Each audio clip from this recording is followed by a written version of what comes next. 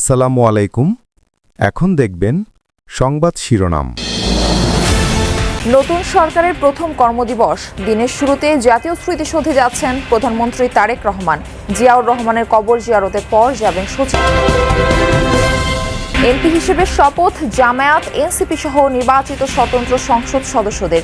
বিরোধী নেতা doctor Shafiqur Rahman, chief whip Nahid Islam. নতুন মন্ত্রিসভার প্রথম দিন আজ। এলজিআরডি, অর্থ ও স্বরাষ্ট্র মন্ত্রণালয়ের দায়িত্বে 3 অভিজ্ঞ ফখরুল, খসরু ও সালাউদ্দিন। পররাষ্ট্রের টেকনোক্র্যাট খলিলুর, বিদ্যুৎ জ্বালানিতে টুকু। মুক্তিযুদ্ধের বীর শহীদদের প্রতি শ্রদ্ধা জানিয়ে নতুন সরকারের প্রথম দিনটি শুরু করবেন প্রধানমন্ত্রী তারেক রহমান।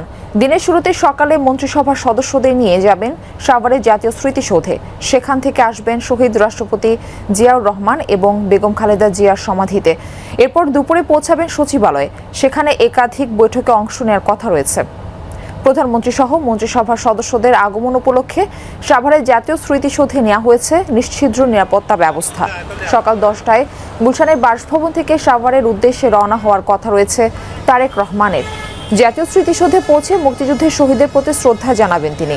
সেখানে আনুষ্ঠানিকতা সেরে ফেরার পথে শহীদ রাষ্ট্রপতি জিয়াউর রহমান এবং বেগম খালেদা জিয়ার সমাধিস্থলে পুষ্পার্ঘ্য অর্পণ ও জিয়ারত করবেন।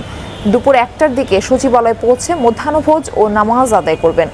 বিকেল 3টায় মন্ত্রিসভার বৈঠকে অংশ নেওয়ার কথা রয়েছে নতুন প্রধানমন্ত্রীর। দিনের কর্মসূচির অংশ হিসেবে বিকেল 4টায় সচিবদের সঙ্গে মতবিনিময় সভায় অংশ নেবেন তিনি। প্রধানমন্ত্রীর কার্যালয় জানিয়েছে, কর্মসূচি বাস্তবায়নের সংশ্লিষ্ট দপ্তরগুলোকে প্রয়োজনীয় প্রস্তুতি গ্রহণের নির্দেশ দেওয়া হয়েছে।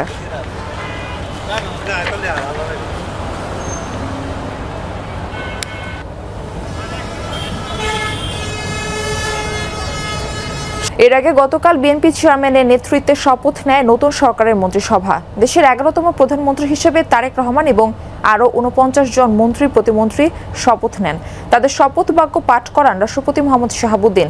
সংসদ ভবনের দক্ষিণ প্লাজায় অনুষ্ঠিত এই আয়োজনের সাক্ষী হন দেশি বিদেশি অতিথিরা।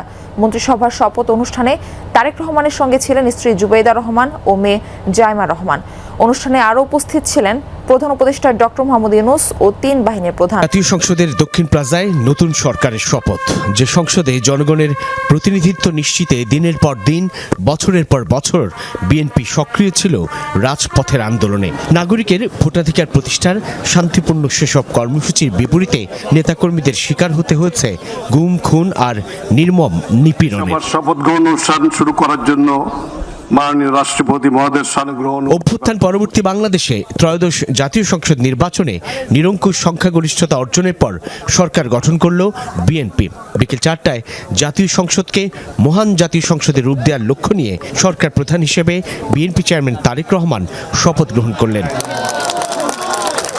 আমন্ত্রিত অতিথিরা সাক্ষী হলেন পরিবর্তিত বাংলাদেশের সম্ভাবনার ক্ষণে। অন্তর্বর্তী সরকারের প্রধান উপদেষ্টা ডক্টর মোহাম্মদ ইউনূস, সাবেক উপদেষ্টা মণ্ডলী, 3 বাহিনী প্রধানের উপস্থিতিতে রাষ্ট্রপতি মোহাম্মদ শাহাবুদ্দিন শপথ পড়ান গণপ্রজাতন্ত্রী বাংলাদেশ সরকারের 11তম প্রধানমন্ত্রী তারেক রহমানকে। সরকারের প্রধানমন্ত্রী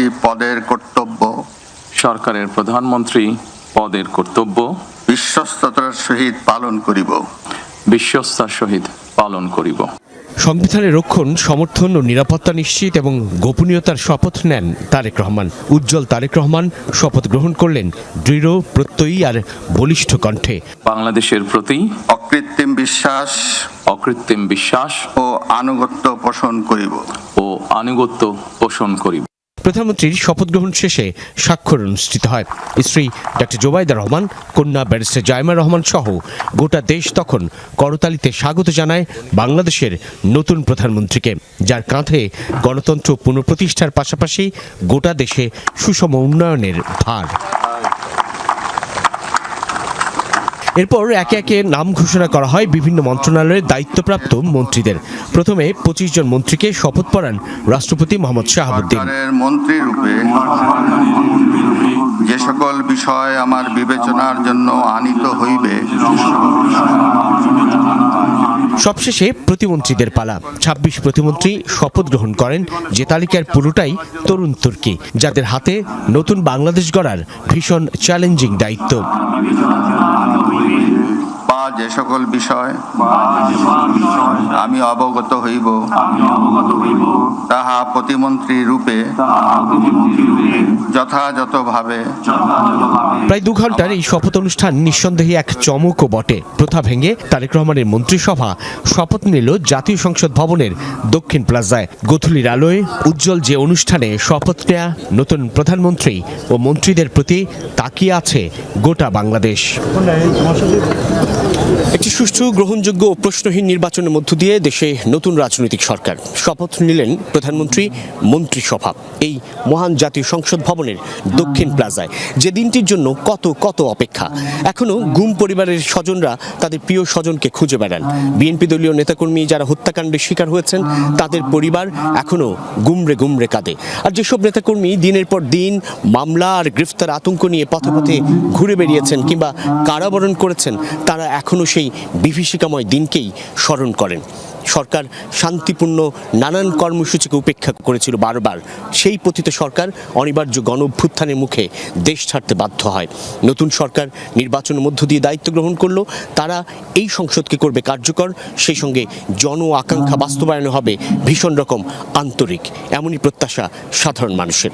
এদিকে রাতে বাবা শহীদ রাষ্ট্রপতি জিয়াউর রহমান এবং মা সাবেক প্রধানমন্ত্রী বেগম খালেদা জিয়ার কবর জিয়ারত করেছেন ছেলে প্রধানমন্ত্রী তারেক রহমান।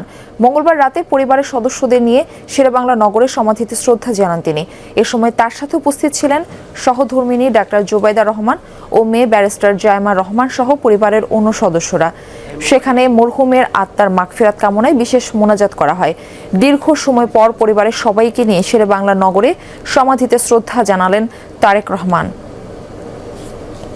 মন্ত্রিসভা গঠনের চমক দেখালেন তারেক রহমান। 25 জন মন্ত্রী আর 24 জন প্রতিমন্ত্রী নিয়ে তার মন্ত্রিসভার সদস্য সংখ্যা 50, যেখানে মহাসচিব মির্জা ফখরুল ইসলাম আলমগীর, স্থায়ী কমিটির সদস্য সালাউদ্দিন আহমদ, ডাক্তার AZM জাহিদ হোসেন, হাফিজ উদ্দিন আহমেদের মতো সাবেক মন্ত্রীরা যেমন দায়িত্ব পেয়েছেন, তেমনি প্রতিমন্ত্রী হিসেবে আছেন ইশরাক হোসেন, হাবিবুর রশিদ, রাশিদুজ্জামান মিল্লাত, সুলতান সালাউদ্দিন টুকু সহ এক ঝাঁক তরুণ নেতা। প্রতিশ্রুতি অনুযায়ী শরীক, নুরুল হক নূর, ববি হাজ্জাজ ও জোনায়েদ সাকিকেও মন্ত্রিসভায় রেখেছেন তারেক রহমান।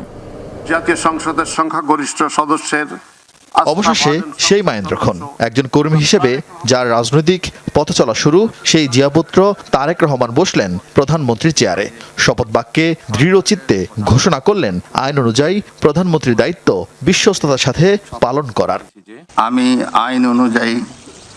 আইন অনুযায়ী সরকারের প্রধানমন্ত্রী পদের কর্তব্য বিশ্বস্ততার সহিত পালন করিব।